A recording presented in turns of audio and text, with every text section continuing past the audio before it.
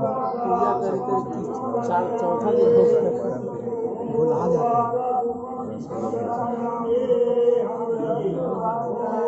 दूगो बना दें, दूगो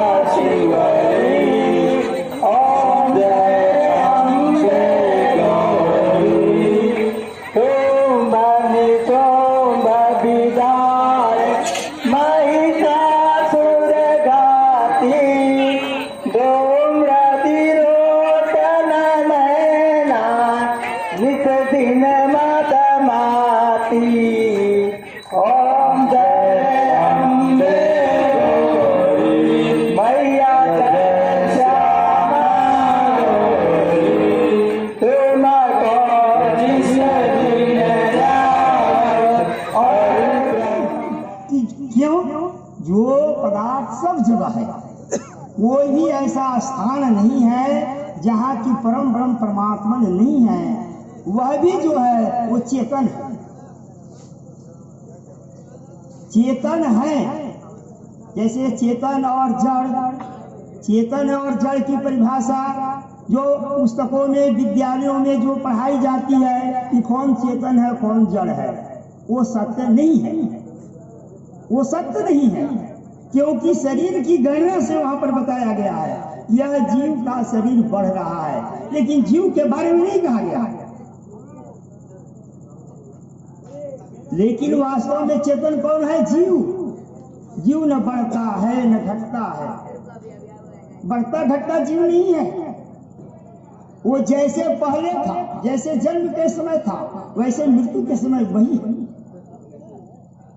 वो बढ़ता घटता कुछ नहीं है। और परम ब्रह्म परमात्मा तो सब जगह है। उनका मुख्य नाम जो है सो ओम है, और ओम का अर्थ होता है सबका रक्षक ब्रह्म। वो सबके रक्षक है, उनमें सब जीव रह रहा है। यह सृष्टि जो सुंदर इतनी है, यह परमात्मा ने अपने लिए नहीं रचा। इस सृष्टि को परम ब्रह्म परमात्मा ने अपने लिए नहीं रचा। और दूसरी बात यह है, जड़ पदार्थ के उपभोग का नहीं है। जैसे पत्थर को मान लीजिए, तो पत्थर को क्या ठंडा, क्या गर्मी, क्या टूटने पर उसको दुख सुख कुछ नहीं। तो ये सृष्टि जो है जड़ पदार्थों के लिए नहीं है, यह सृष्टि चेतन पदार्थ के लिए है। वह चेतन पदार्थ कौन है? तो जीवात्मा। परमात्मा के लिए तो है ही नहीं, क्योंकि परमात्मा को सब कुछ प्राप्त है, वे पूर्ण आनंदमय है, परम आनंदमय है, उनके लिए नहीं है। यह सृष्टि किसके लिए है? जीवात्मा के लिए। और क्यों है? परमात्मा ने इस सृष्टि को जीवात्मा के लिए रचा है, और परमात्मा में अपूर्व शक्ति है, और सृष्टि के रचने से परमात्मा की प्रकटता होती है। जैसे कोई मकान बनता है सुंदर, मंदिर बनता है सुंदर, तो बनाने वाले की कला उसमें प्रकट होती है, बनाने वाले की कला उसमें प्रकट होती है। ठीक उसी प्रकार से यह विचित्र और अद्भुत सृष्टि परम ब्रह्म परमात्मा ने रचा है, तो उनकी प्रकटता हो रही है कि वे परम ब्रह्म परमात्मा है। बहुत से लोग कहते हैं कि यह सृष्टि ऐसे ही है, पृथ्वी, जल, अग्नि, वायु, आकाश के मिलने से ऐसी ही बन गई। लेकिन पांचों के पांच पदार्थ क्या है? जड़ है, न अपने से बन सकते हैं और न अपने से बिगड़ सकते हैं। जड़ पदार्थ न अपने से बन सकता है और न तो अपने से बिगड़ सकता है। लेकिन उनका कहना है कि इनके मिलने से चेतन बन गया। चेतन कहां से बन गया? चेतन जब बढ़ता ही नहीं, घटता ही नहीं, जस के तस है, नित्य है, अविनाशी है, आनंदमय है, वह चेतन कहां से पैदा हो गया? और जो पैदा हो गया उसका विनाश होगा, परिवर्तन होगा। सृष्टि बनी है तो जिस मूल कारण से बनी है उस मूल कारण में पहुंचेगी। तो इस प्रकार से यहाँ जो परम ब्रह्म परमात्मा है,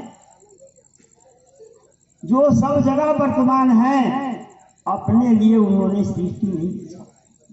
और कोई कह दे कि परमात्मा सातवें आसमान में रहता है और यहाँ नहीं रहता, तब वह सृष्टि को रच कैसे सकता है? जो सब जगह नहीं रह सकता, जो सब जगह व्यापक नहीं होगा, वह किसी कार्य को करके पूर्ण नहीं कर सकता है। जैसे समाज में कोई व्यक्ति गुणवान होता है, बुद्धिमान होता है, किसी भी व्यवस्था को व्यवस्थित करके जब वह चला जाता है तो उसकी सारी व्यवस्था चले जाने के बाद बिगड़ जाती है, नहीं रह पाती। ठीक उसी प्रकार से यदि परमात्मा सृष्टि को कहीं सातवें आसमान से, चौथे आसमान से, श्री लोक से, तो शैव लोक से रच देते तो उनकी व्यवहार रहते, उनकी व्यवस्था यहाँ बिगड़ जाती।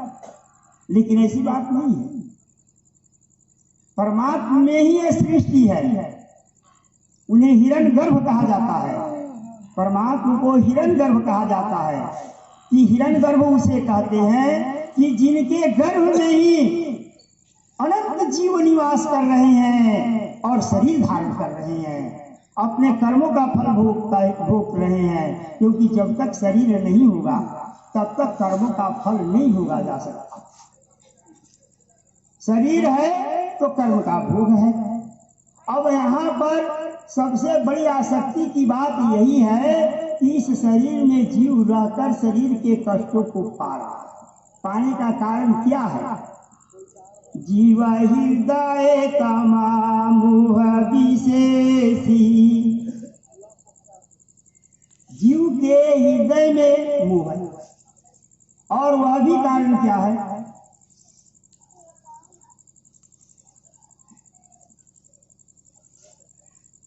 कि मोह के कारण